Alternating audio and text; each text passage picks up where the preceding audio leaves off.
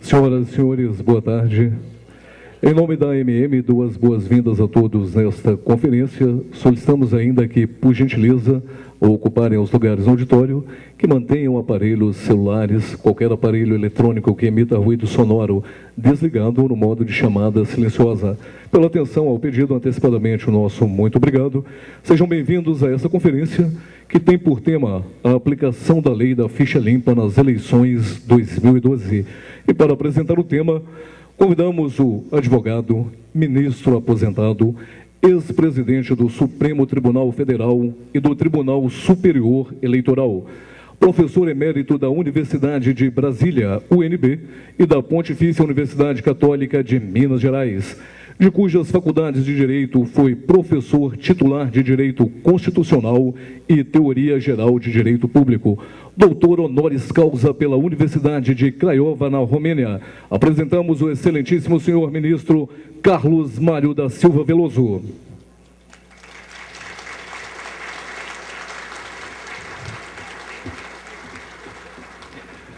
Convidamos a participarem desta conferência o senhor presidente da AMM, prefeito de São Gonçalo do Pará, Ângelo Roncalli.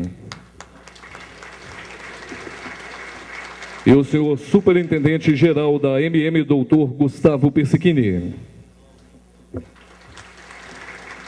Informamos ainda que ao final da conferência haverá um espaço para perguntas. Por gentileza, as mesmas deverão ser enviadas por escrito, identificadas por nome, e-mail e município. Inicialmente, ouviremos o senhor presidente da AMM, prefeito de São Gonçalo do Pará, Ângelo Roncalli.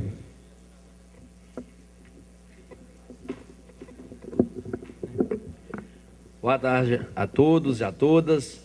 É um prazer receber todas as senhoras e senhores, iniciando aqui as palestras desse evento, do 29º Congresso Mineiro dos Municípios.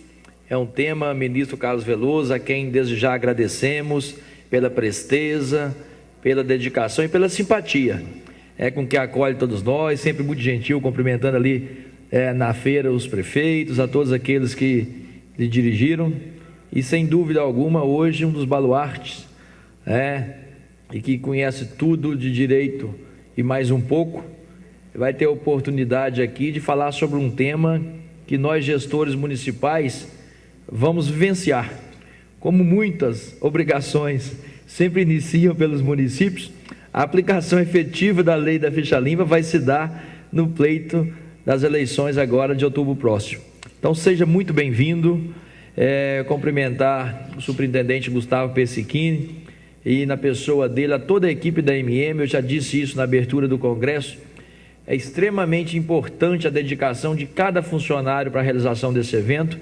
Um cumprimento especial aos prefeitos, prefeitas, vice-prefeitos, vereadores, vereadoras e todos aqueles agentes públicos e afins que aqui estão presentes, que nós possamos ter aí o máximo de proveito na palestra do professor Carlos Veloso e dizer, como já antecedeu aqui o cerimonial, que as perguntas sejam encaminhadas por escrito. Depois da fala nós teremos tempo para algumas abordagens, algumas dúvidas, e que de fato nós possamos iniciar essas palestras durante o 29º Congresso, sanando aí as dúvidas e tendo a participação brilhante a quem eu passo a palavra, ao ministro Carlos Veloso. Muito obrigado.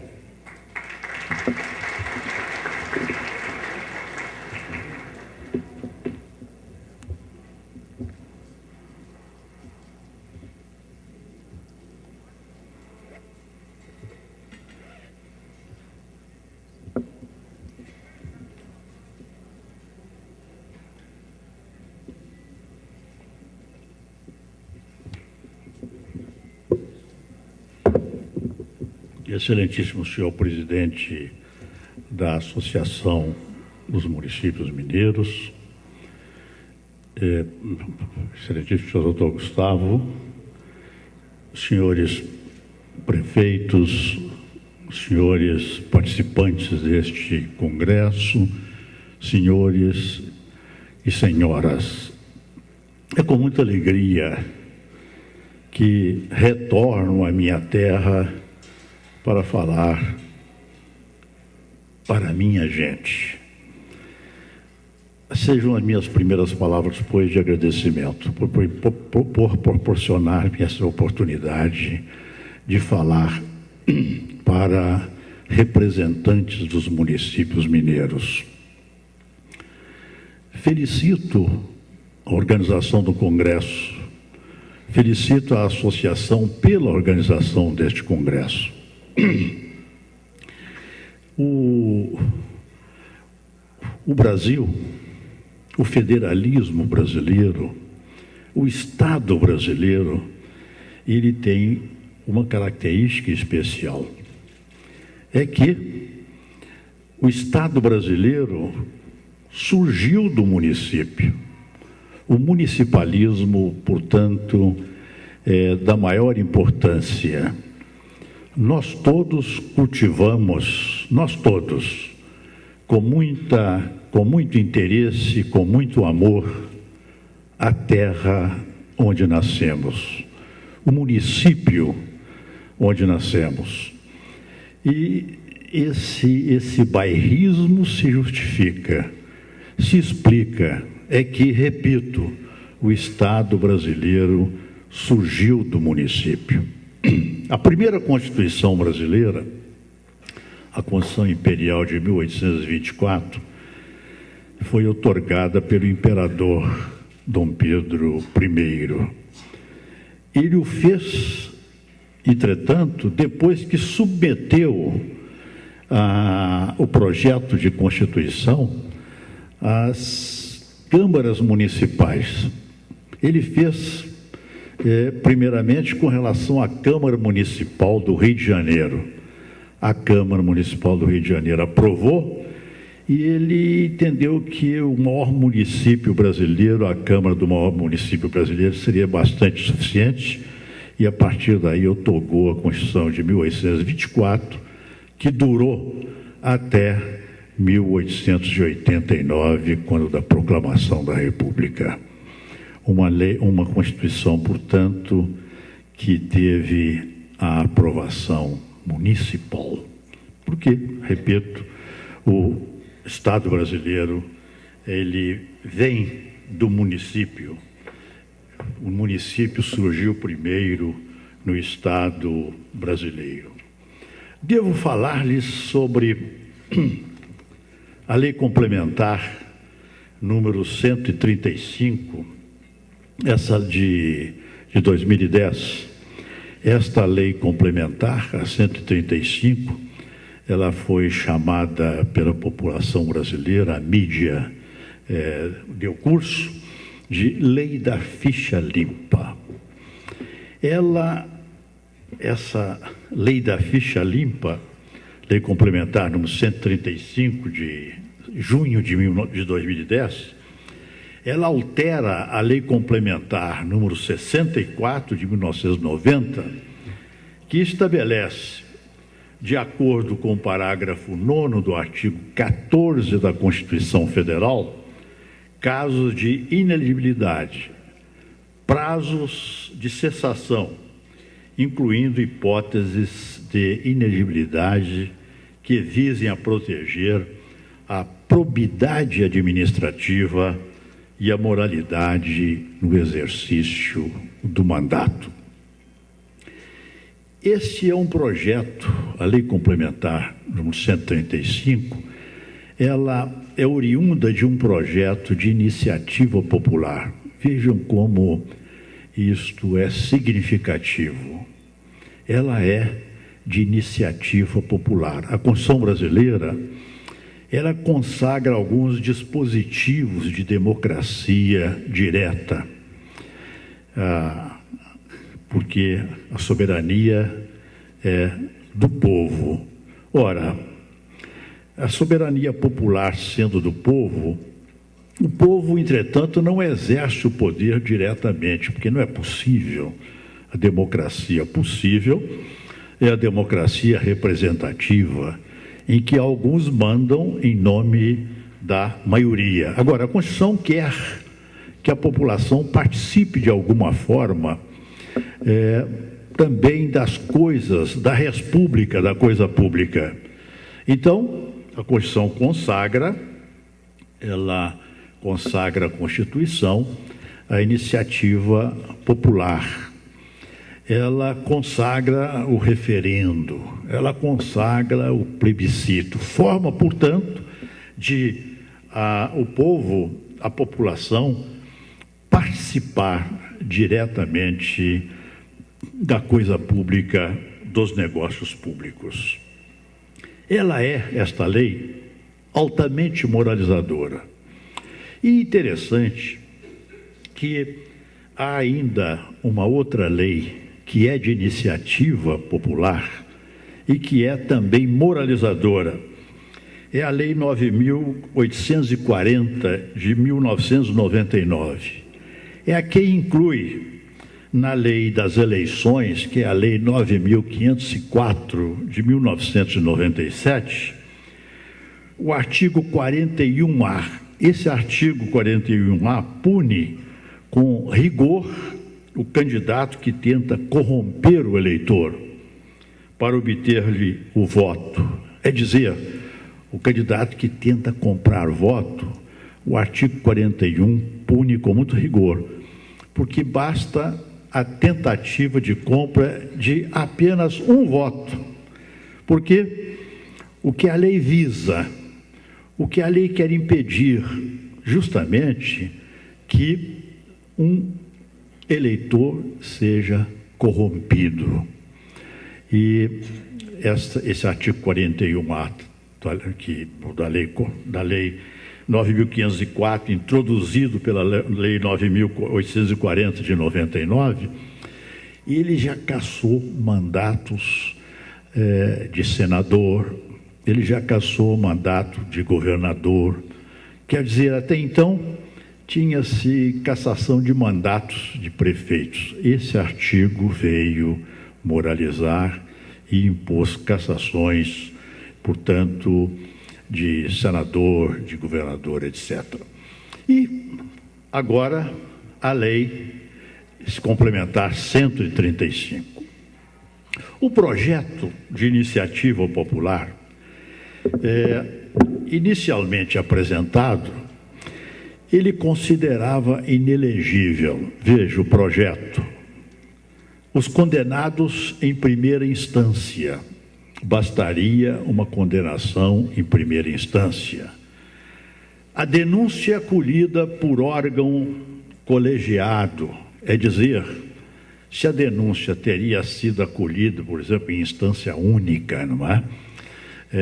Por um tribunal, seja de justiça, seja eleitoral, um tribunal, bastaria o acolhimento para tornar inelegível o candidato. O período mínimo de inelegibilidade seria de 8 anos, que teria início no final do mandato.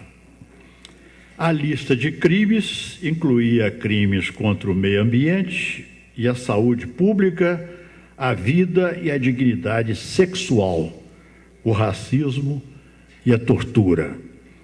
O político que renunciasse ao mandato para evitar a cassação ficaria impedido de se candidatar. O que foi aprovado pelo Congresso Nacional. Como está a lei complementar número 135? Vamos fazer um passeio, ainda que a voo de pássaro, ainda que abreviado, porque não temos tanto tempo, da lei complementar 135. Então, a lei passa a vigorar, ela introduz alterações na lei complementar número 64 de 1990. E ela considera inelegíveis para qualquer cargo o governador, o vice-governador do Estado e do Distrito Federal, o prefeito, o vice-prefeito, que perderam seus cargos eletivos por infringência a dispositivo da Constituição Estadual, da Lei Orgânica do Distrito Federal ou da Lei Orgânica do município, para as eleições que se realizarem durante o período remanescente e nos 8 anos subsequentes ao término do mandato para o qual foram eleitos. A Lei Complementar 64, e aqui vem a alteração, ela estabelecia o prazo de inelegibilidade de 3 anos. Passa agora para 8 anos. Os que tenham contra sua pessoa, contra si, representação julgada procedente pela Justiça Eleitoral, em decisão transitada em julgado ou proferida por órgão judicial colegiado, é dizer, por tribunal. Quer dizer, então não se exige mais o trânsito em julgado da sentença. Basta que esta decisão seja do Tribunal Regional Eleitoral, para que o candidato se torne inelegível. Então, acrescenta a lei, em processo de apuração do abuso de poder econômico ou político, para a eleição na qual concorrem ou tenham sido diplomados, bem como para os que se realizarem nos 8 anos seguintes. Também aqui, 8 anos se estabeleceu. E os condenados em decisão transitada em julgado ou proferida por órgão judicial colegiado, vale dizer, por tribunal, desde a condenação até o transcurso do prazo de 8 anos após o cumprimento da pena. E seguem-se os crimes que nós vamos mencionar. Mas então vejam, houve uma diferença aqui entre o projeto e a lei que foi aprovada. O projeto, nós vimos, exigia a condenação em primeira instância. Realmente, eu nunca concordei com apenas a condenação em primeira instância. É longa a minha participação na Justiça Eleitoral brasileira. Eu fui juiz do TRE de Minas Gerais nos anos 70, 69, 70, 71, depois 75, 76. No início, 69, 70, a lei complementar, ela tornava inelegível aquele que tivesse uma denúncia recebida pelo juiz. E eu me lembro que aquela experiência não foi boa e que alguns candidatos podiam ser prejudicados, poderia existir sempre um promotor de plantão para satisfazer a vontade superior, de modo que o próprio governo alterou essa disposição, ela exigindo muito mais do que apenas o recebimento da denúncia. E o projeto, então, retornava àquela situação que não era uma situação boa. E a Lei Complementar 135, então, passou a exigir a condenação em segundo grau, é dizer, por tribunal, por órgão colegiado. E os crimes mencionados não são crimes, são crimes graves, são crimes duros. Vejam, crimes contra a economia popular, crimes contra a fé pública, crimes contra a administração pública, crimes contra o patrimônio público. Quer dizer, patrimônio público é do povo. Crimes, portanto, contra o patrimônio do povo. Crimes contra o patrimônio privado, o sistema financeiro, o mercado de capitais e os previstos na lei que regula a falência, os crimes falimentares, portanto. Crimes contra o meio ambiente e a saúde pública. Os brasileiros estão sendo despertados, né? Estão adquirindo uma consciência ecológica, de maneira que esses crimes contra o meio ambiente são considerados crimes graves. Crimes eleitorais, para os quais a lei comine pena privativa de liberdade.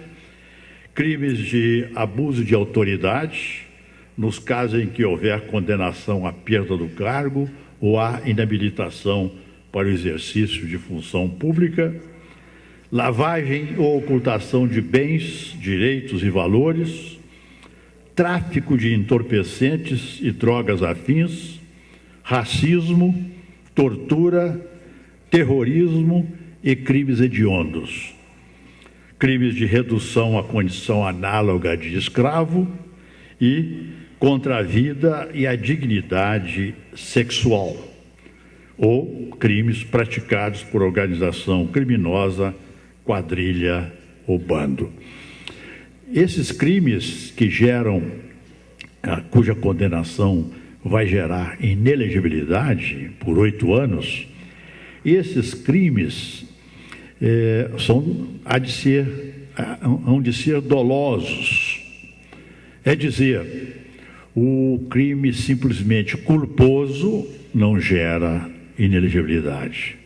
O doloso é aquele crime que se foi praticado com uma intenção de fazê-lo, de obter o resultado decorrente do crime. E a lei foi adiante. Cuidou, inclusive, dos oficiais, seja do Exército, da Marinha, da Aeronáutica ou das polícias militares, aqueles declarados indignos do oficialato se tornam inelegíveis também. Aqueles que têm as suas contas rejeitadas, aqui os gestores. A lei anterior, ela previa também aqueles que tivessem as suas contas rejeitadas. Porém, a lei dava com uma mão e tirava com a outra. Por quê? Porque bastaria que aquele gestor que tivesse as suas contas rejeitadas, bastaria que ele apresentasse uma petição à Justiça pedindo a anulação daquela decisão para que ele se tornasse elegível. A Lei Complementar 135, ela exige mais. Ela exige aquele gestor que tem as suas contas rejeitadas, ele só pode se candidatar, ele só não será inelegível se ele conseguir na justiça competente, seja a justiça federal, seja a justiça comum, estadual, se ele obtiver numa dessas justiças, numa ação devidamente aparelhada, uma medida cautelar de suspensão daquela decisão, que geralmente, de regra, pode ser uma decisão do Tribunal de Contas que não tenha sido rejeitada pelas câmaras municipais, pela Câmara Municipal respectiva. Agora, é preciso visualizar no ponto duas questões. Você tem aquelas contas em que o chefe, o prefeito, o governador, o presidente da República, tem as suas contas rejeitadas num processo político. Aí entra o Poder Legislativo, seja o Congresso, seja a Assembleia Legislativa, seja a Câmara Municipal, daquela outra situação em que o gestor age como ordenador de despesas, age gastando dinheiro público. Aí a decisão é simplesmente do Tribunal de Contas. E ele só será elegível, ou, em outras palavras, a inelegibilidade somente será afastada se ele conseguir uma cautelar na justiça competente. Não basta, portanto, a apresentação de uma mera petição. Aqueles condenados por abuso do poder econômico ou político,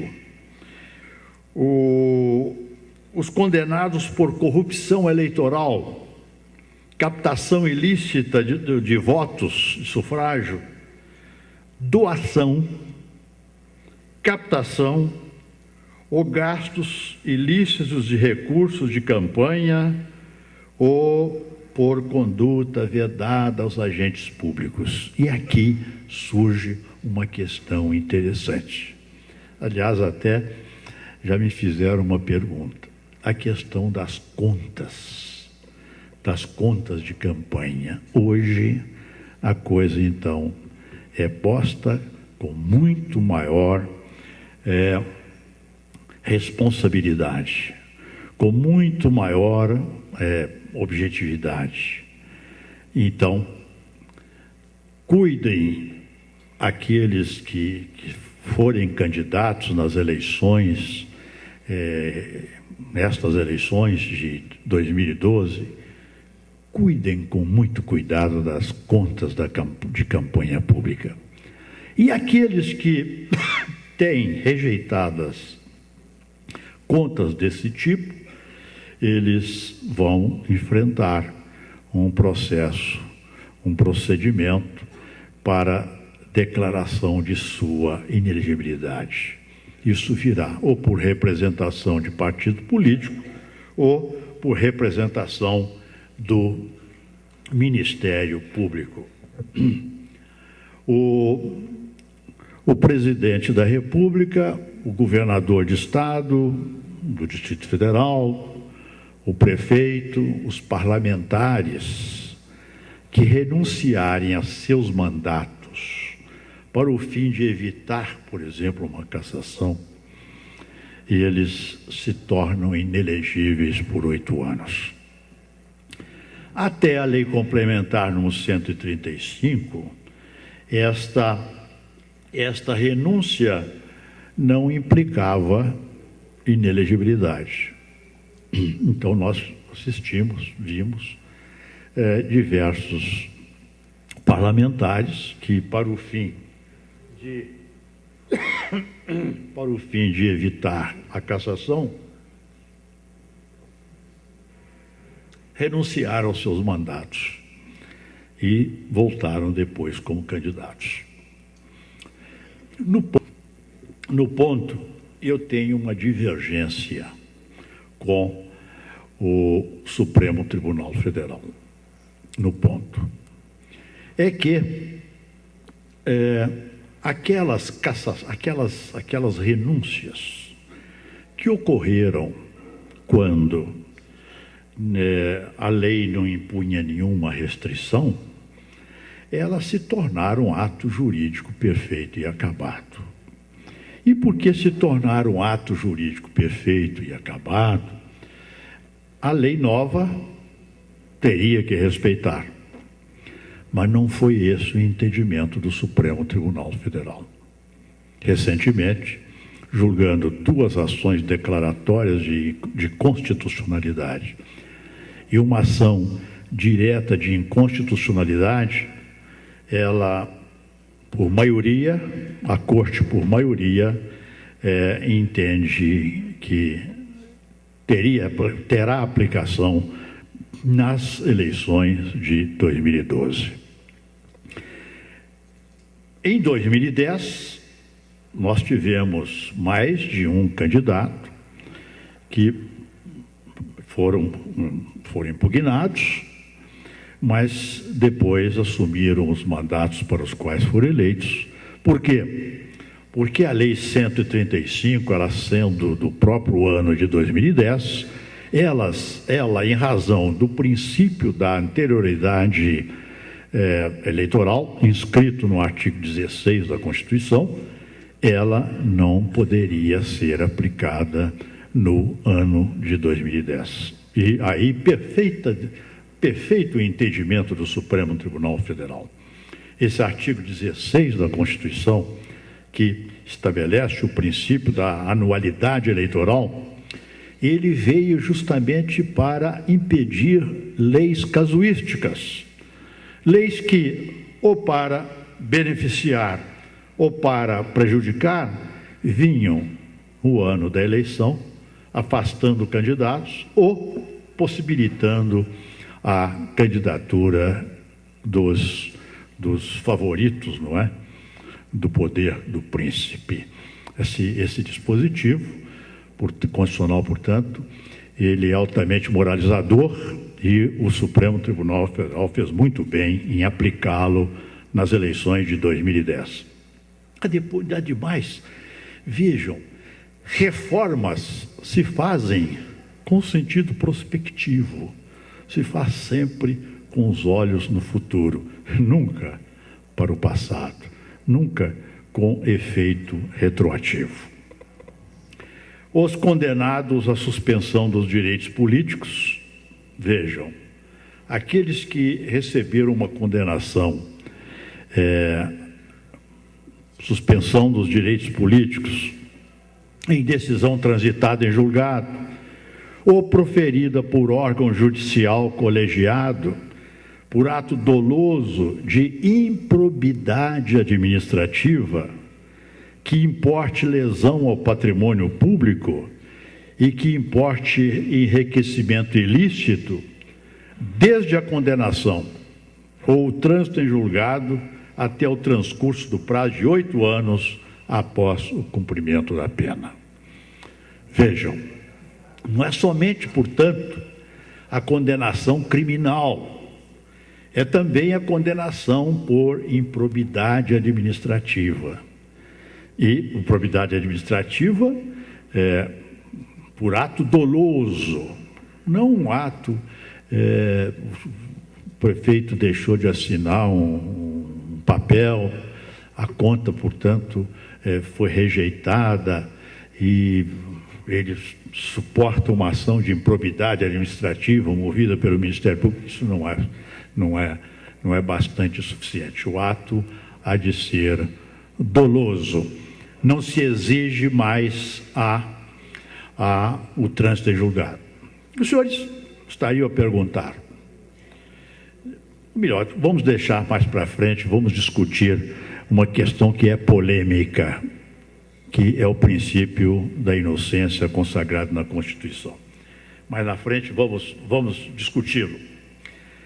Os excluídos do exercício da profissão por decisão sancionatória do órgão profissional competente, é dizer, o engenheiro, o médico, o advogado, que por mau comportamento, por comportamento antiético ou mesmo criminoso, tenha sido excluído do exercício da profissão por decisão da OAB, ou do Conselho Federal de Medicina, do Conselho Federal de Economia, etc., etc., esses também estão inelegíveis pelo prazo de 8 anos.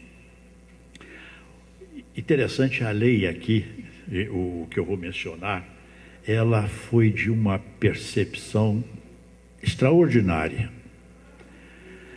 Nós assistíamos, eu como membro do TRE assisti, eu como membro do TSE, por vezes inúmeras assisti, o sujeito arrumava uma separação judicial somente para evitar uma inelegibilidade. Ou então tinha uma união estável e desfazia, mediante um contrato, aquela união estável para evitar uma inelegibilidade. Pois bem, esse desfazimento do vínculo conjugal ou de união estável para evitar inelegibilidade, ele gera inelegibilidade por 8 anos. E é interessante que o mundo vai evoluindo, não é? As coisas vão evoluindo. No Tribunal Superior Eleitoral, nós julgamos uma questão que hoje já não tem tanta importância, não é? Depois que se reconheceu a união estável chamada homoafetiva. Pois muito bem, tivemos o caso de duas mulheres que viviam numa união estável homoafetiva, num determinado estado da federação, e uma delas quis se candidatar, uma era prefeito, já não podia mais se candidatar, a outra, então, se apresentou como candidato, houve a impugnação e o Tribunal Superior Eleitoral reconheceu que aquela união, que nome possa ter, ela gerava também inelegibilidade. Hoje, depois que o Supremo Tribunal decidiu pela legitimidade dessas uniões homoafetivas, a gente precisa até tomar cuidado quando usa as palavras, não é? Para não incorrer aí num politicamente incorreto. O certo é que não precisaram, não tem mais sabor de novidade. Também os demitidos do serviço público em processo administrativo regular, no qual se foi assegurado ampla defesa, tornam-se inelegíveis por 8 anos. E aqui, as doações ilegais, as doações eleitorais ilegais. Veio uma pergunta já aí, se a reprovação das contas vai gerar inelegibilidade. Vai gerar. Por quê? Porque ela pode se incluir, se ela se incluir, claro, nessa cláusula, doação eleitoral ilegal. Eu sustento a tese de que uma rejeição por ato puramente formal, essa não pode gerar inelegibilidade. E até os magistrados e membros do Ministério Público foram também contemplados. Então, magistrados e membros do Ministério Público que forem aposentados compulsoriamente por decisão sancionatória, não aquele que é aposentado compulsoriamente por implemento de idade, não é? Um magistrado ou um membro do Ministério Público aposentado compulsoriamente por decisão sancionatória, ele também se torna inelegível pelo prazo de 8 anos.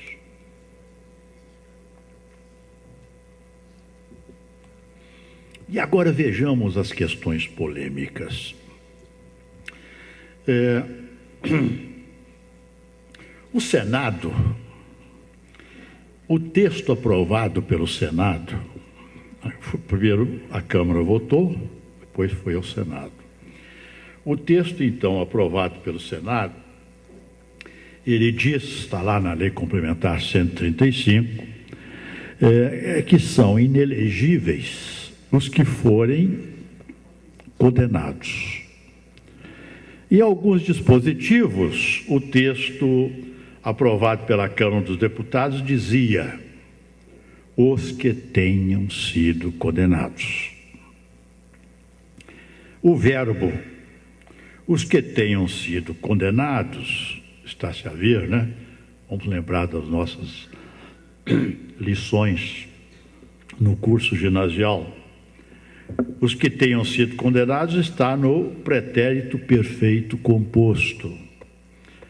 E os tempos compostos, não é, dizem respeito a uma ação passada. Já o verbo, os que forem condenados, está no futuro do subjuntivo. Diz respeito, portanto, a uma ação do futuro, a uma ação do porvir. Então, isso despertou uma certa polêmica. Muitos chegaram a afirmar, muitos chegaram a dizer que somente aquelas condenações que viessem depois de 2010 portanto, depois da lei complementar número 135, é que poderiam gerar inelegibilidades.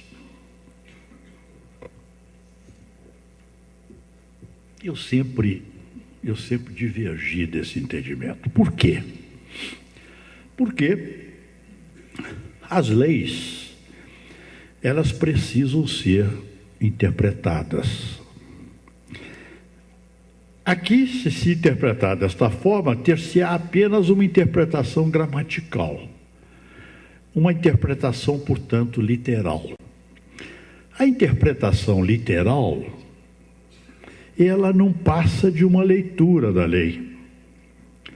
O jurista, o juiz, quando vai fazer uma interpretação, ele tem que ler a lei. Ele tem que ler, ele tem que conhecer as palavras da lei. A partir daí, ele começa a interpretar. E a interpretação mais importante para levar a maior das interpretações é a interpretação sistemática. E somente através da interpretação sistemática que se chega à interpretação teleológica. Vale dizer, é que se chega a perceber, a captar a finalidade da lei. Esta lei interpretada sistematicamente, ela deixa claro que ela está se referindo não somente a condenações do porvir, mas também a condenações do passado. Por quê? Por quê? Porque ela, com muita propriedade, ela admite a possibilidade de aquele que estiver condenado em segundo grau e se interpõe um recurso especial para o STJ, um recurso extraordinário para o Supremo, ou um recurso especial para o Tribunal Superior Eleitoral, ele pode requerer ao relator uma cautelar suspensiva da inelegibilidade. O que o relator vai examinar? Vai examinar se o recurso tem plausibilidade. Não, esse recurso aqui pode ser provido. Então, o direito pode perecer, o relator, o juiz, concede a medida cautelar suspensiva dos efeitos da decisão. E esta lei se refere a condenações do passado, autorizando a que seja o recurso aditado para o fim de ser obtida a cautelar. Se referiu à lei, portanto, a condenações do passado. Interpretada sistematicamente, leva também à conclusão. A finalidade da lei é justamente afastar dos pleitos aqueles que estão condenados por aqueles crimes que eu mencionei, que não são crimes, que não é qualquer crime. É crime de tráfico de entorpecente, é crime contra a liberdade sexual, e vai por aí, crimes contra o patrimônio público, peculato, etc. Então, esse dispositivo, a lei deve ser interpretada, então, não literalmente, porém sistematicamente e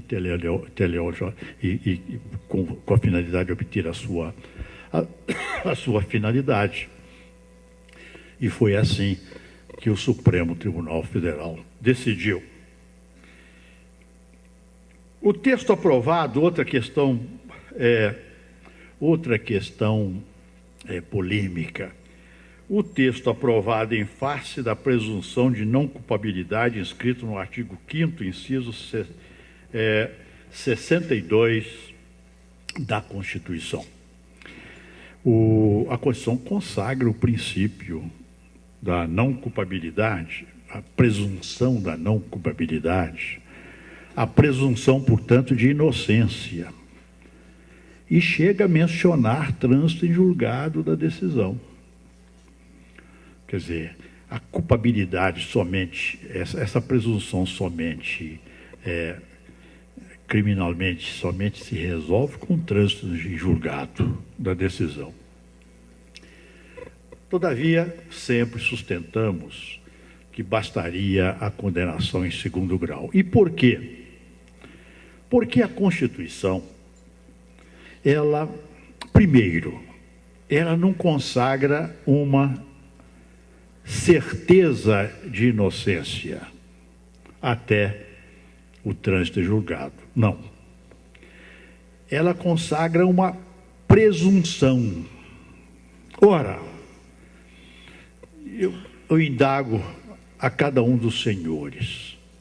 Alguém que está condenado pelo juiz de primeiro grau, pelo Tribunal de Justiça, por tráfico de entorpecentes, será que essa presunção não está fortemente abalada? Essa presunção de inocência? Mesmo porque os que são advogados, não é, sabem, mesmo porque o recurso depois para o STJ, ou para o TSE, ou para o Supremo Tribunal Federal, é um recurso puramente jurídico. É um recurso no qual não se examina a justiça da decisão. Por quê? Porque não se examinam os fatos, não se examinam as provas. Examina-se, portanto, apenas uma questão jurídica. Segundo, a Constituição, no parágrafo 9º do artigo 14, e eu já li para os senhores, ela autoriza que a lei complementar estabeleça outros casos de inelegibilidade considerada a vida pregressa do candidato em benefício da probidade no exercício do mandato. Ora,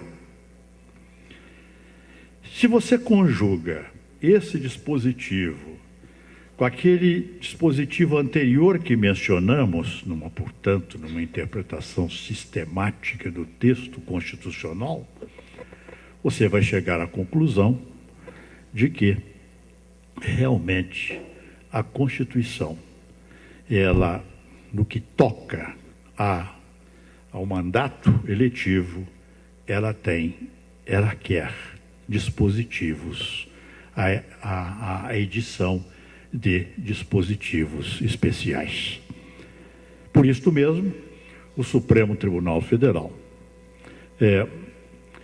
decidiu, no sentido de, aí é uma decisão por maioria, até apertada, mas decidiu no sentido de que basta a condenação em segundo grau por aqueles crimes que mencionamos, que são crimes graves, crimes duros, ou condenação por improbidade administrativa para gerar a inelegibilidade.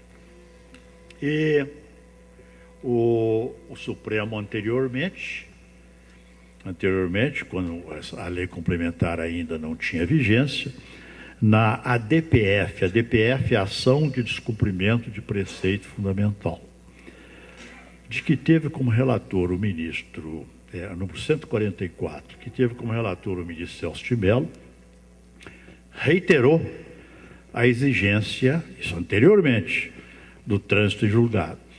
E interessante que o ministro Celso de Mello,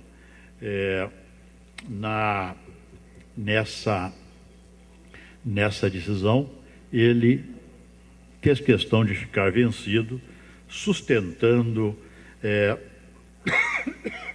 o voto que proferira na DPF 144.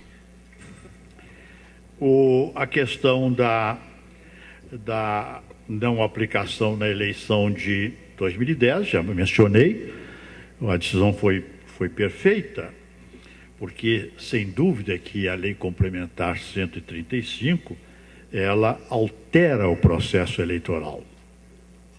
E é certo que, com relação à Lei Complementar 64, de 1990, o TSE decidiu que ela não alteraria. Então, ela foi aplicada no exercício de 1990, a Lei Complementar 64.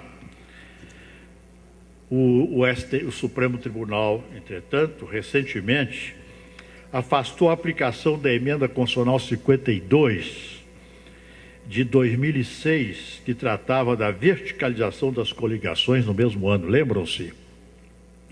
O TSE construiu a jurisprudência no sentido de que as coligações haveriam de ser feitas em termos verticais.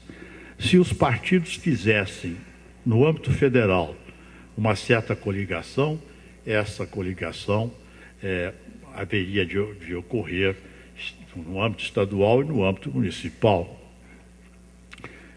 Porque realmente não entra na nossa cabeça, possa um partido fazer uma coligação em termos municipais diferente de uma coligação em termos estaduais. Quer dizer, os partidos precisam ter programas, ter um ideário. Isso aqui temos que lutar para que isso ocorra. E nós estamos num caminho bom de aperfeiçoamento da representação e, inclusive, dos partidos políticos. Mas o Congresso Nacional, infelizmente, votou essa Emenda Constitucional 52 justamente para afastar a jurisprudência do TSE. E o Supremo Tribunal Federal, então, afastou a aplicação da Emenda Constitucional nas eleições de 2006. É que o processo eleitoral tem início com o registro das candidaturas e encerra com a diplomação dos eleitos. Ora, tal qual as coligações que dizem respeito ao registro de candidatos, as inelegibilidades também. Elas também têm o mesmo procedimento. Convém esclarecer, encerrando, que o Supremo Tribunal Federal decidiu, em caráter definitivo, que a Lei Complementar 135, portanto, a lei da ficha limpa, terá aplicação integral nas eleições de 2012, nas eleições deste ano. De maneira que este é o quadro posto pela Lei Complementar 135, aplicável ela integralmente nas eleições de 2012. Vejo, senhores, que Lei Complementar 135, é uma lei seletiva. Seletiva no sentido de que ela afasta candidatos comprometidos com a corrupção, comprometidos com crimes, comprometidos com fraudes eleitorais, comprometidos com o abuso do poder econômico e político nas eleições. Lembram-se, eu dizia para a jornalista que me inquiria há pouco, lembram-se das diretas já? A mobilização popular que ocorreu quando se pedia, na primeira metade dos anos 80, por volta de 84, 83, 84, diretas já, que levou, inclusive, à convocação de uma Assembleia Constituinte para termos que elaborasse uma nova Constituição. Infelizmente, o movimento não gerou diretas já em 85. As eleições foram indiretas. indireta sim para presidente da República, mas aquele movimento foi de tal ordem que se elegeu um grande brasileiro. Elegeu-se Tancredo Neves, em 1985. Eu quero fazer com os senhores uma comparação. No dia 7 de setembro, nós tivemos manifestações populares, ano passado, nas grandes capitais, em Brasília, em Belo Horizonte, no Rio de Janeiro, em São Paulo, contra a corrupção. No dia 21 de abril, isto se repetiu, aqui em Belo Horizonte, em Brasília, no Rio de Janeiro, em São Paulo e Porto Alegre, no Recife, contra a corrupção. Veja que é um movimento parecido com os diretas já. É um movimento salutar que mostra que o povo brasileiro está despertado para a sua cidadania. E a cidadania exige participação.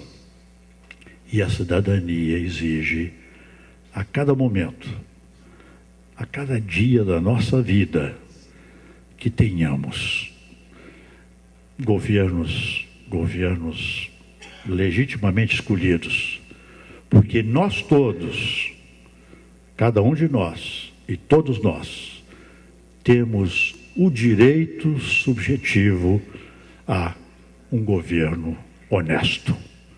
É isto que queremos e é isso que os senhores querem, estando aqui num congresso desta magnitude. Muito obrigado.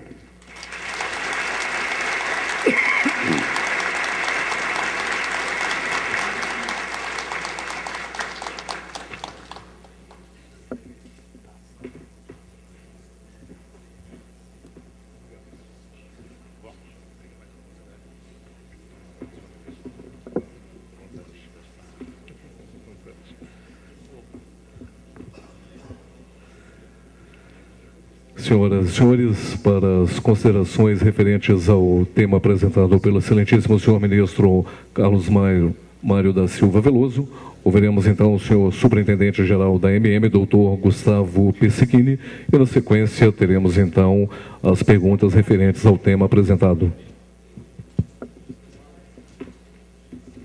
Boa tarde a todos.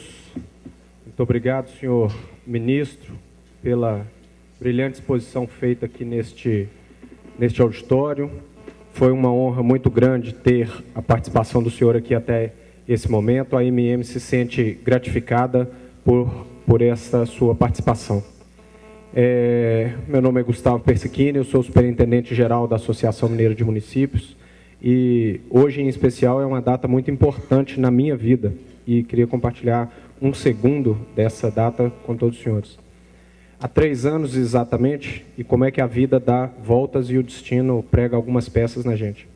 Há 3 anos exatamente, aproximadamente uns 20 minutos para frente ainda, então ainda estou adiantado em relação a isso, eu sofri um gravíssimo acidente de trânsito que envolveu uma série de veículos numa estrada e, por intervenção de Deus, eu tive a honra de estar aqui ainda presente nesse mundo. E uma das poucas coisas que me recordo durante o acidente, por ironia do destino, é que eu coordenava um curso de pós-graduação em administração pública no sul de Minas, e voltando de lá para cá, alguns dos livros que estavam dentro do carro, muitos deles foram arremessados, e era um livro lançado no STF, salvo engano, na data de 10 de março de 2009, então ainda tem um bom tempo ainda, e esse livro fazia uma homenagem ao senhor. E, dentre aquela confusão da batida, uma das poucas coisas que vi ali naquele momento que me recordo. Por ironia do destino, estou aqui hoje, numa posição extremamente privilegiada por ouvir de cima do palco uma palestra de um homem público tão brilhante quanto o senhor. Tenho certeza que todos estão agraciados, satisfeitos por ouvir uma pessoa de tamanha idoneidade, tamanha lisura, falar com tanta tranquilidade de um tema que lhe é tão comum. Comentava com o senhor no momento em que o recebíamos hoje, né, no Congresso, sobre uma entrevista que ouvíamos em uma das rádios aqui em Belo Horizonte, e falava que uma das pessoas que mudou a legislação eleitoral no país foi o senhor, em razão da aplicação do voto eletrônico, dentre outras grandes conquistas. Foi uma honra muito grande quando nós da MM, em conjunto, todos os funcionários, orientação do nosso presidente, escolhemos o nome do senhor, e o senhor nos brindou com essa sua vinda. Tamanha foi a expectativa, o auditório ficou obviamente lotado. Algumas perguntas surgiram durante esse momento. Vou encaminhar a primeira delas aqui. A Constituição Federal outorgou poderes aos tribunais de contas estaduais apenas para auxiliar as câmaras municipais no julgamento de contas de gestores municipais. Pergunta-se: se o Tribunal de Contas aprovou as contas e a Câmara reprovou, o candidato estaria inelegível? E a segunda em sequência: se o Tribunal de Contas rejeitou as contas e a Câmara aprovou, o candidato está inelegível? Perfeito. A pergunta veio do Railson Dias, procurador do município de Grão-Mogol. Obrigado, Railson.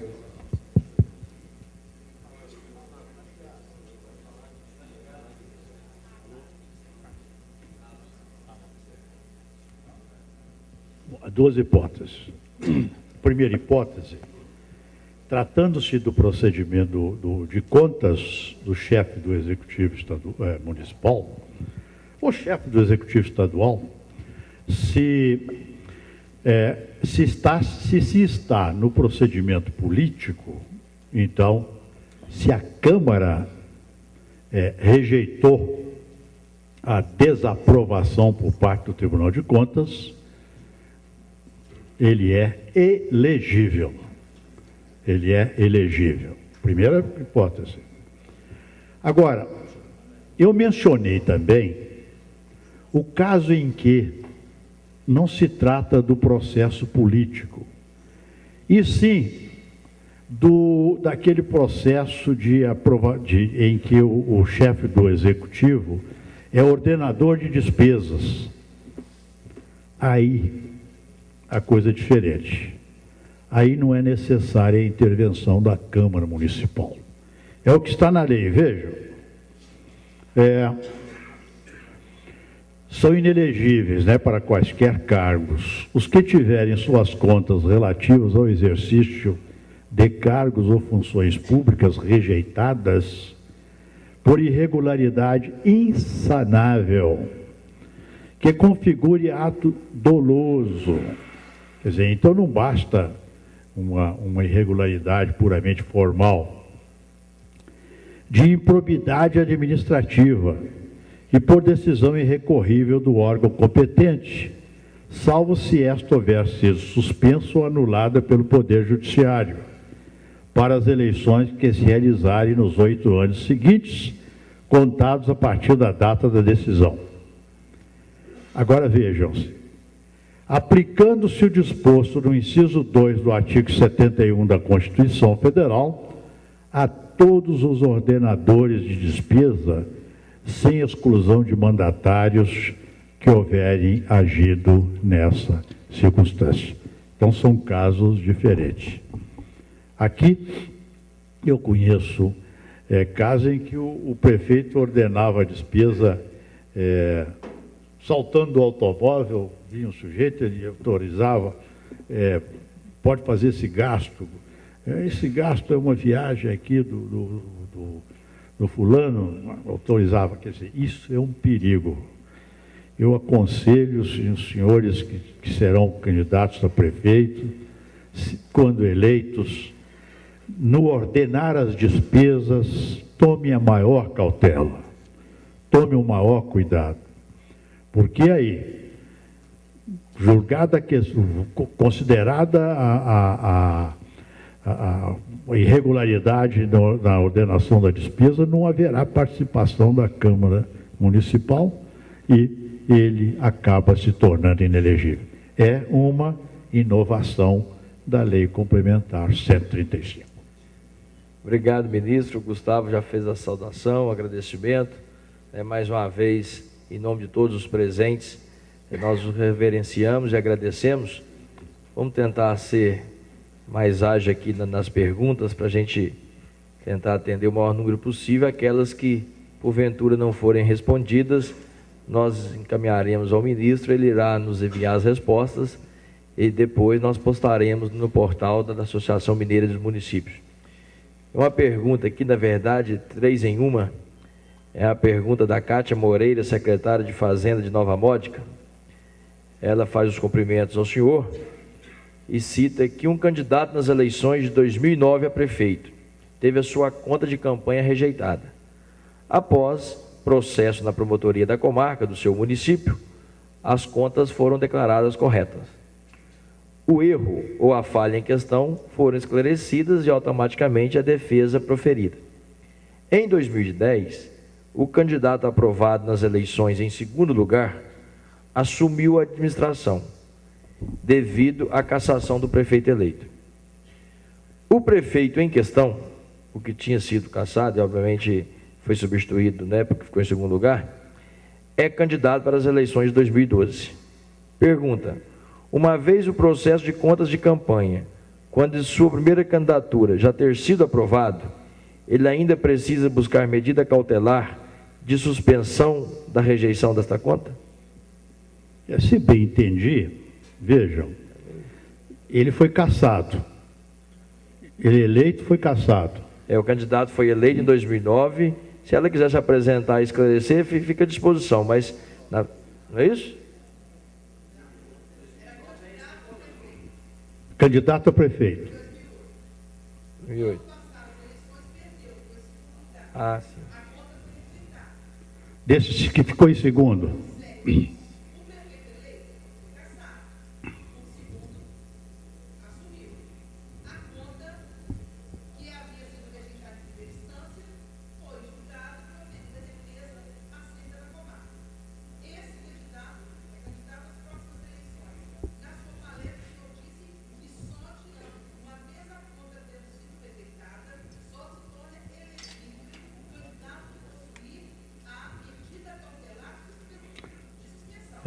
Essa conta foi rejeitada pelo Tribunal de Contas. Eleitoral. É conta de campanha. Eu estava me referindo, veja, quando eu me referi à medida cautelar, eu estava cuidando da conta rejeitada pelo Tribunal de Contas e, de certa forma, aprovada pela Câmara Municipal, entende? Eu não estava me referindo a essa, a rejeição de contas de campanha, entendeu? Agora, a senhora acrescentou que acabou o juiz aprovando as contas. Então, não há inelegibilidade. Porque, veja, deixar bem claro o que eu entendi. Ele se defendeu e as contas foram aprovadas pela Justiça Eleitoral. Não precisa de medida cautelar. Ok. Pessoal, desculpa, ministro, mais uma pergunta aqui. Essa vem do senhor José Pedro, de Entre Rios de Minas. Essa tem a ver com outro assunto que o senhor abordou. E é meu conterrâneo. Então é isso. Por favor, eu quero ver o rosto desse meu conterrâneo. Tá ali, ó.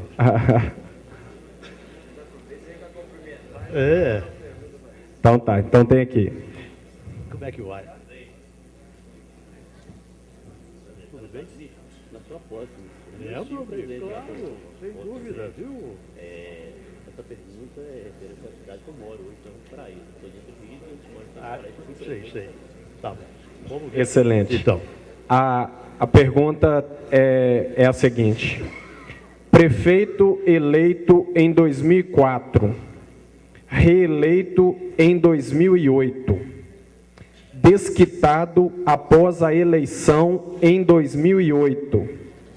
Divórcio publicado em 2010, no curso do segundo mandato. Foi cassado pela Justiça Eleitoral em abril de 2010. Ocorreram eleições extemporâneas em maio de 2010. Pergunta-se... Ocorreu o quê? Eleições extemporâneas em maio de 2010. Pergunta-se: sua ex-esposa está ou não apta para concorrer às eleições de 2012? Então tem uma sequência toda específica: 2004, 2008, cassada em 2010, eleições extemporâneas em 2010, o divórcio publicado em 2010. A pergunta é se a ex-esposa pode ou não concorrer às eleições de 2012. Olha, essa pergunta realmente, ela é uma pergunta inteligente, mas é quase que um labirinto, né? É quase que um labirinto. E eu fico com muito temor, assim, de dar uma resposta peremptória, né? Quando eu realmente estou achando a questão meio complicada. Quer dizer, demandaria estudo. Numa resposta simplificadora, eu diria, se essa dissolução do vínculo conjugal ocorreu justamente para propiciar a candidatura, ela será inelegível. Agora, se não houve má-fé, se isso ocorreu em razão, porque o casamento realmente não estava dando certo, então, é uma questão de prova, não é? Ela será certamente impugnada e poderá exercer o direito de defesa. Agora, que está muito suspeita a coisa... Viu, meu conterrâneo? Obrigado, ministro. E muito prazer em revê-lo, viu? Nós estivemos juntos lá no Supremo Tribunal Federal, na minha posse. Muito obrigado. Bom, ministro, tem uma outra pergunta do procurador do município de Serra da Saudade. Determinado prefeito foi condenado em 2008 por ato de improbidade administrativa pelo Tribunal de Justiça de Minas Gerais. No entanto, a única penalidade imposta pelo tribunal foi a aplicação de multa. Não foi imposto a ele nenhuma pena de suspensão dos direitos políticos. Nesse caso, pode ser candidato a prefeito nas eleições de 2012? Vejam, a lei exige a condenação, a suspensão dos direitos políticos em razão da condenação por improbidade administrativa. Se aí houve apenas a imposição de uma multa, não houve conduta dolosa. Se não houve conduta dolosa, não há falar em inelegibilidade. Ele é elegível. Ministro, pergunta do advogado Teófilo Torres. O inciso que trata das condenações à suspensão dos direitos políticos deve ser interpretado de forma sistêmica, tendo em vista que o referido inciso expressa e exige conduta dolosa que gere dano ao erário e enriquecimento ilícito, são requisitos cumulativos. Se afastar qualquer um deles, não será enquadrado nos casos de inelegibilidade? Deixa-me ver. Pois não.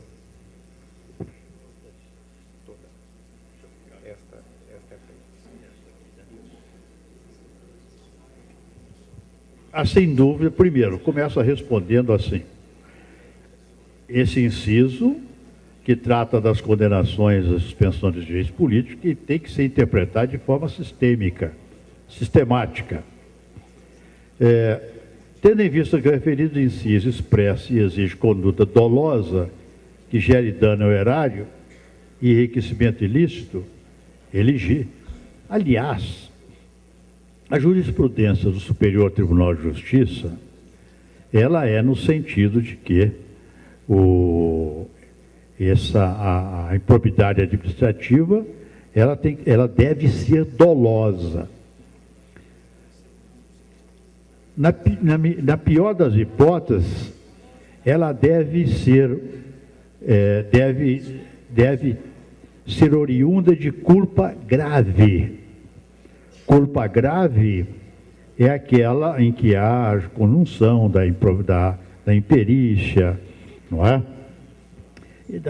Daqueles 3 pressupostos da culpa, e em que a conduta é culposa, porém está muito próxima daquilo que é doloso, da intenção de se apropriar de bem público, da intenção de se enriquecer ilicitamente com dinheiro público.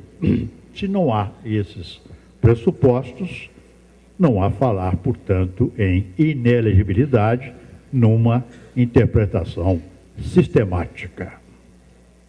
Ministro, as perguntas têm tido o mesmo questionamento em algumas delas. Eu vou tentar resumir aqui umas 2, 3 na pergunta do vereador Álvaro Colli, que é de Carmo de Minas, lá da terra do prefeito Yuri. Ele ainda faz aqui uma propaganda que é a terra do melhor café do mundo.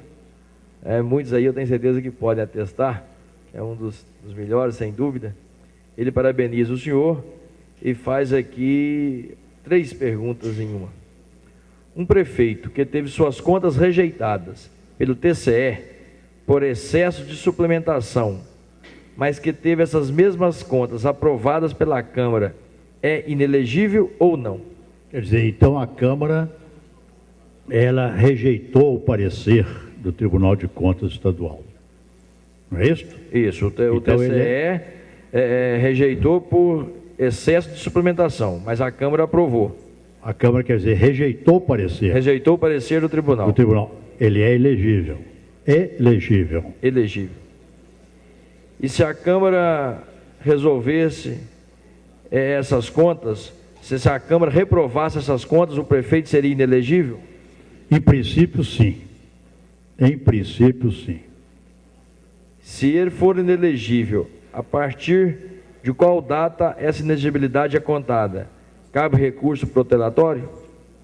Bom, seria a partir da inelegibilidade. Exatamente. Né? E ele pode entrar em juízo, não é? Pedindo uma medida cautelar de suspensão daquela decisão. Ministro, esta próxima pergunta ela tem relação com uma que já foi feita, mas ela envolve outros tipos de familiares. Então, é incluído nesse grupo Irone Bento, da Prefeitura de Mata Verde, é que traz essa pergunta. Familiares, esposa, filhos, etc., de prefeito reeleito, cassado no primeiro semestre do segundo mandato, podem concorrer às eleições subsequentes? Ou seja, cassado em 2009, eles, esposa ou filhos, podem concorrer às eleições 2012? Essa é a pergunta. Essa aí eu prefiro levar. Não, é porque é muita responsabilidade você dizer que pode, né? E ele... Bom, vou examinar isso. Se tiver se ele tiver um e-mail... Não tem. Aí tem os e-mails, todos têm os e-mails. É Irone ou Ione? Irone Bento, @hotmail.com. Vamos ver. Irone Bento, né? Essa outra dela também, eu respondi.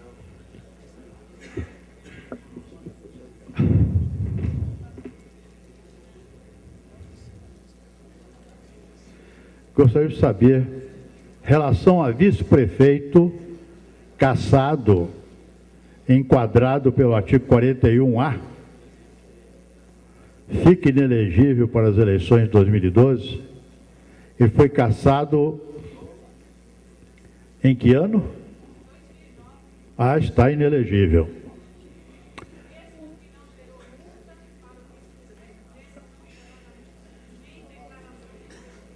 Que ele foi cassado, não é isso? Artigo 41A, compra de voto. Compra de voto.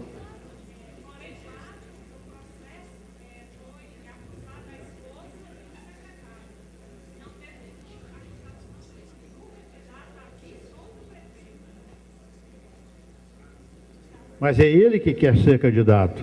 E ele foi cassado. 41 anos, está inelegível. Em princípio, essa é a minha resposta. É que o direito, você sabe, não é uma ciência exata. Então, é sempre detalhes podem influir. A pergunta posta da forma como está aqui me leva a responder desta forma. E eu digo, em princípio, porque se houver outros detalhes que não foram postos aqui, não é? Pode determinar um reexame da matéria. Pedir o pessoal para permanecer, né, em silêncio. Nós vamos tentar agilizar aqui mais 2, 3 perguntas. As demais, com certeza, como nós dissemos, serão encaminhadas, analisadas e respondidas pelo ministro. Tem uma bem direta aqui, ministro, do Renato Fraga, de Muriaé, um candidato ao cargo de prefeito, que foi derrotado nas eleições de 2008 e que nessa eleição, o qual ele foi derrotado, teve suas contas de campanhas rejeitadas, poderá novamente ser candidato em 2012? Ele foi candidato em 2008, teve as contas reprovadas, e se para candidatar em 2012, ele pode? Agora, a rejeição foi puramente formal ou... Aqui não tem detalhes. Ou ilegal, em razão de doação ilegal? Se ele estiver presente e quiser se manifestar, aqui está dizendo apenas que um candidato, né? Se foi em razão de doação ilegal, então, ou ele deixou de prestar as contas, não é? Omitiu, então, ele se enquadra como inelegível. Agora, se foi uma mera rejeição formal, aí é diferente.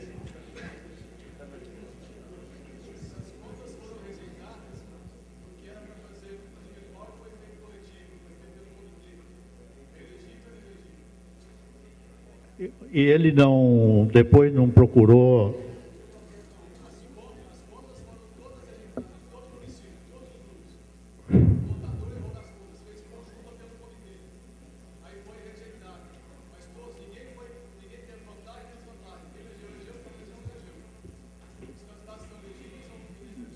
Não tem doação ilegal. Então, em princípio, é elegível. Em princípio, veja, é puramente formal, né? Em princípio.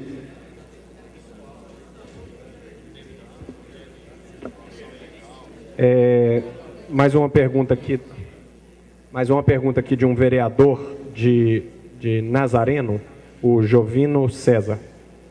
Senhor ministro, o senhor acha possível o STF declarar a inconstitucionalidade da lei que torna inelegíveis políticos que tiveram as contas de campanha reprovadas ou nem apresentadas pelo princípio da anualidade?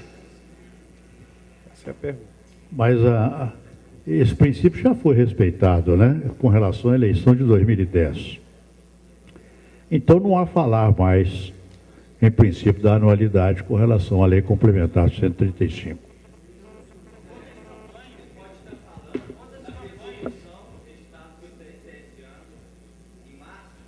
Eu sei, não, mas aí não tem princípio da anualidade, porque a resolução se limita a interpretar a lei. Em razão da lei 135. Ótimo, ministro. Nós vamos fazer aqui a última pergunta e depois, de fato, o ministro até está preferindo, em alguns casos, examinar com mais cautela para não ter dúvida quanto às respostas. Essa pergunta de José Teixeira de Souza Sobrinho. Ministro Carlos Veloso, como impedir o poder econômico de compra abusivamente os chamados líderes comunitários para exercerem o poder de convencimento junto às comunidades menos esclarecidas? Entretanto, não estabeleceu um compromisso formal desta atividade, pois creio que o voto... por que não estabelecer um compromisso formal dessa atividade? Pois creio que o voto distrital e talvez o financiamento público de campanhas solucionasse esse problema. Bom, em primeiro lugar, eu sou amplamente favorável ao voto distrital. Eu acho que o Congresso, a Câmara, as câmaras municipais menos, as câmaras, as assembleias estaduais, o Congresso Nacional, somente vai ter a cara realmente do Brasil com o voto distrital.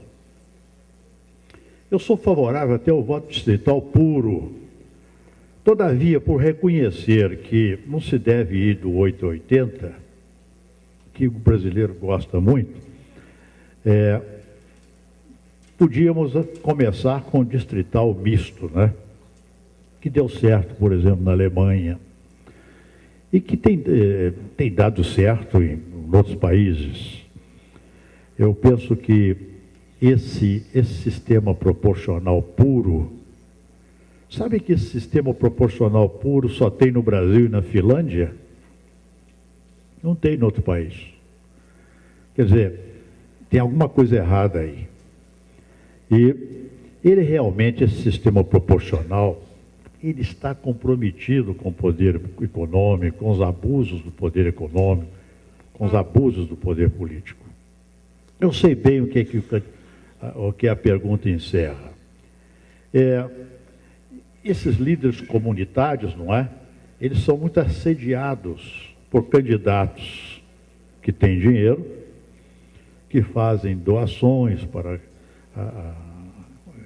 aquelas entidades, e acabam os líderes comunitários trabalhando para um certo candidato. Até onde esse trabalho é fruto da compra, isso é profundamente, isso é repugnante. Agora, até onde essa campanha por parte desses líderes comunitários visa simplesmente um aperfeiçoamento, não é? Daquela comunidade, geralmente comunidades pobres, né? Geralmente favelas. Então, se visa apenas isso, eu penso que não haveria ilegitimidade, não é? Não haveria ilegalidade. Agora, outra coisa, eu não sou favorável a financiamento público total, não. Porque nós já temos financiamento público, né? Essa chamada propaganda gratuita da televisão, isso é gratuito apenas para o candidato. Mas a União paga isso. Paga mediante incentivos fiscais. Os partidos políticos recebem, não é, o fundo partidário, dinheiro público. Tem mais. O que é mais que temos? Bom, tem mais coisas aí, tem mais dinheiro público enfiado aí. Agora, eu penso que é preciso formar uma cultura. Aqueles que têm dinheiro devem participar. O Obama está lá arrecadando das pessoas físicas para a campanha. O candidato do Partido Republicano, idem. O presidente Sarkozy, que acaba de perder a eleição para o candidato Hollande, ele também arrecadou. É preciso criar uma cultura, uma formação cultural no sentido de que vamos doar para o candidato que nós temos simpatia, ou para o partido político que tem um programa que nos satisfaz, e vamos fazer o candidato fazer uma prestação de contas legítima, isso não custa nada. Não custa nada. Agora, vejam, se estabelecesse o financiamento público para mais isto, para mais financiar a campanha em si, nós íamos gastar mais de 1 bilhão somente nisto, de 2 em 2 anos. Se você contar que quase chega a 1 bilhão as despesas com eleição, são 2 bilhões praticamente de 2 em 2 anos. Quantas casas populares podem ser construídas? Quantos que deixam de morrer na fila do SUS?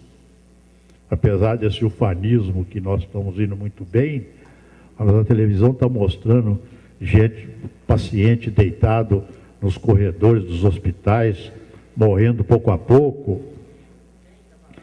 Quantas as estradas esburacadas? Será que nós podemos nos dar o luxo de deixar de cuidar dessas coisas prioritárias para despejar mais dinheiro público nas campanhas eleitorais? De modo que esta é uma questão apropriada à nossa reflexão. O Guilherme Toledo, assessor aqui de Belo Horizonte, está parabenizando o senhor pela palestra. O vereador Jorge Lopes, de Santo Antônio do Amparo. A Gerci Manuel, de Governador Valadares. Uma pessoa não está nominada aqui, é vereador na cidade de Ingaí. E Ivo Mendes, prefeito de Ibiá. Tem aqui também Juscelene Fontoura, também nos enviou a pergunta.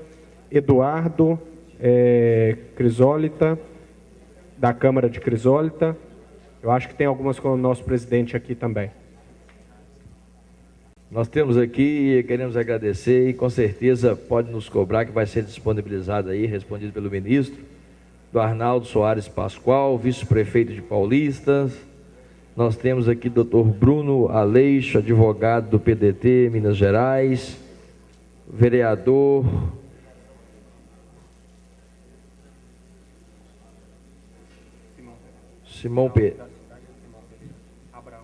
Abraão Alves. Nós temos aqui o Clodoaldo José Vital, de Umburatiba, de Minas. Teófilo Torres, advogado. Nós temos aqui também uma pergunta do Gabriel Castro, também advogado. Do Igor Afonso.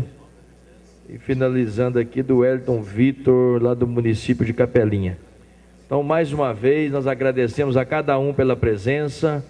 Agradecemos, ministro, imensamente a sua participação e muito enriqueceu o nosso congresso. Leve dos mineiros esse carinho todo especial que nós temos pelo senhor, como o senhor tem por Minas e pela sua cidade natal, como aqui demonstrado. Sem dúvida, nós que vivemos mais perto dos cidadãos, temos esse vínculo de origem realmente com cada um que ali nasce e é do nosso convívio. O nosso muito obrigado.